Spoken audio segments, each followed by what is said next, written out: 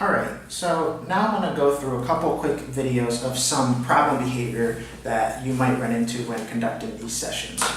So, for some kiddos and for some sessions, they might engage in more problem behavior than others. So in this scenario, the child will engage in pushing the food and some verbal statements of how they don't want to take the bite or how they're upset. They might be crying, they might be gagging or coughing, and I'll show you how, as a feeder, you would handle situations like that. So let's say we're starting bite number 1 of the session. We're going to start our 10-minute timer, and we're going to present the first bite. Take a bite. No. So No, I don't want it. I presented the bite, and they pushed it away, so I'm going to ignore and not provide any additional attention, and our 30-second timer has started when I first presented the bite.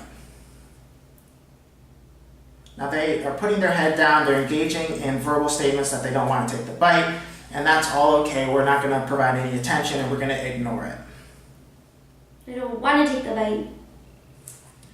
30 seconds has come and gone, so what we're going to do now is to go on to the next bite. We're going to take this bite of food, and we're going to place it in front of them and say, take a bite.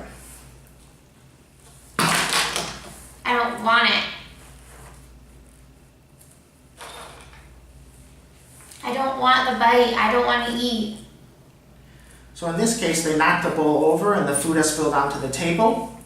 So you can go ahead and leave it the way it is until the 30 seconds has elapsed. And then we'll go simply remove this bite. You can throw away the discarded bite that was on the table and go to the next bite. So our 30 seconds elapsed. I'll go ahead, take my bowl, take this spoon to throw away the food that was on the table, get the next bite of food, and move right on to our next bite. Take a bite. No, I don't want to eat it. So in this case, the child is passively refusing, pushing back, and they've moved away from the table. So we're going to go ahead and ignore this behavior for 30 seconds while our timer is going. I don't want to eat it. I don't want to eat it.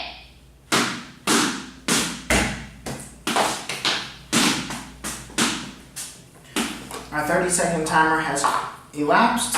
So in this case, what we're going to do is prompt the child to come back to the table one time only, and we'll say, all right, you need to come back to the table and eat your bites, and we'll move right on to the next bite. Take a bite.